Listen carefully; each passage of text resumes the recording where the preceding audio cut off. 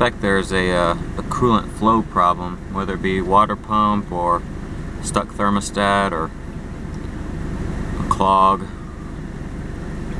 So what I want to do is go ahead and give it some gas and see if this needle drops. Alright, so I'm giving it some gas.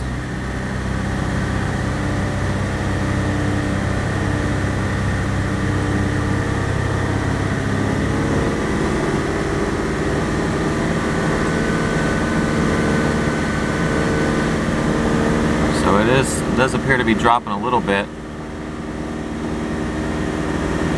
Give it some more.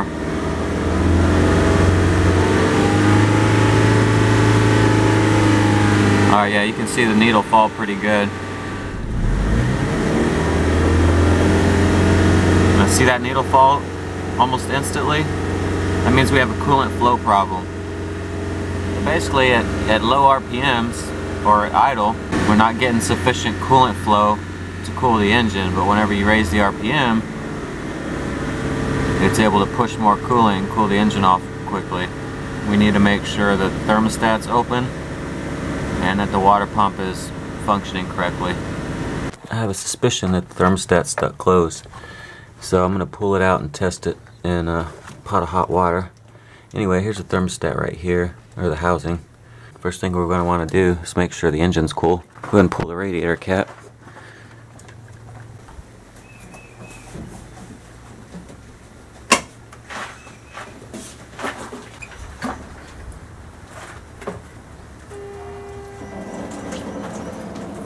Undo the temperature switch.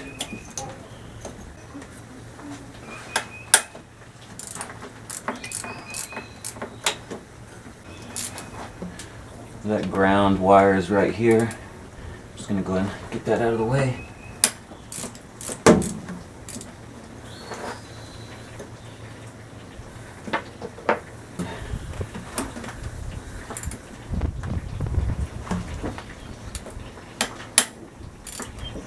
This thing should just kind of wiggle loose.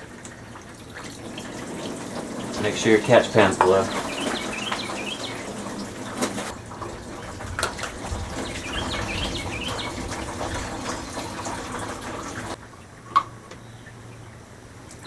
Alright, there she is. Now let's go test it.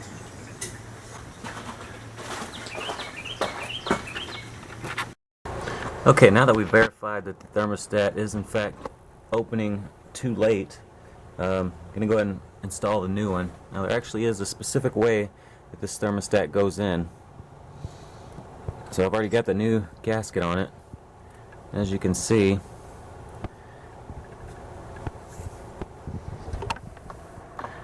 the gasket has these two little nipples, for lack of a better word.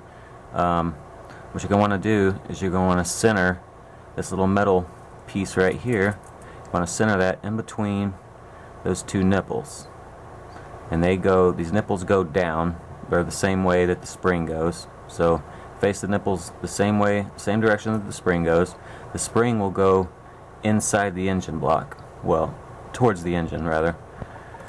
If you look down at the thermostat housing, it has corresponding holes and then a dip in the center. So what you're going to do, if you look at the thermostat again, the two nipples line up with the two holes, and the dip in the center will line up with that little metal piece. So if you don't put it in this way, it will most likely leak. Get the nipples lined up with the two holes, and it should just sit right in place. You don't need sealant or anything like that. It doesn't come with sealant from the factory, so we don't need to put it on now. And that's really it. We'll go ahead and put this housing back on, attach the ground wire, and reattach the temperature switch, and then the lower radiator hose. Definitely want to get your bolts started by hand first, and these don't need to be tight at all.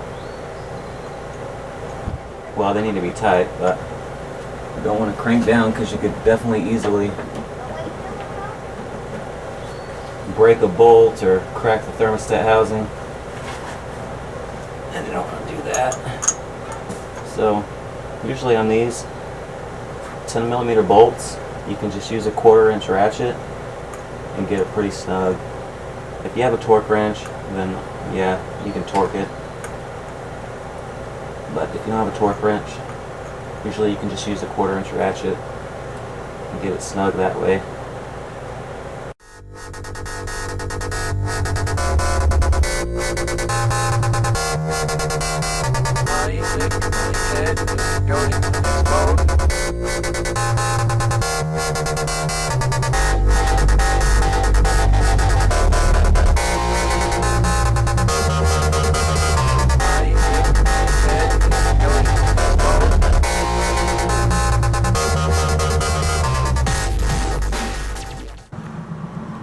Alright, we got it all topped off with coolant.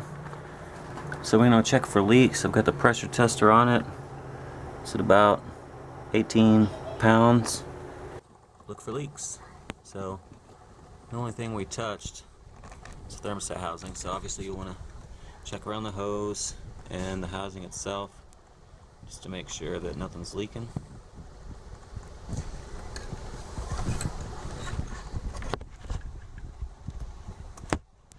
If you don't have a spill-free funnel, these are pretty cheap, but if you don't have one, go ahead and put the radiator, like top it off with coolant, go ahead and put the radiator cap back on, start it up, let the engine heat up all the way to operating temperature, then turn it off. Let it get completely cool, like a couple hours or even overnight. Then go back and check the radiator again and top it off again. As it cools down, it'll suck the coolant into the pockets of air that were there, and so the level in the radiator will drop. So that's a way to bleed the system if you don't have a spill-free funnel or anything else like that, or a vacuum radiator filler. But another thing you can do even before that is just go ahead and top off the coolant, which we've already done, and let it run. Turn the heater on.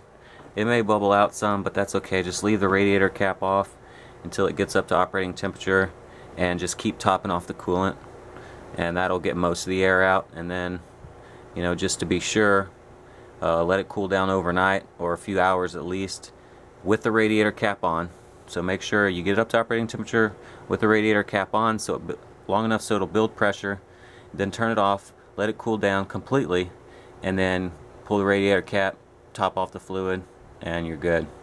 Definitely make sure your heater's working, because if you have air in the system, your heater won't work. So that'll be an easy way to tell if there's air in the system. Your heater won't be very warm, and obviously it may overheat too if there's air in the system.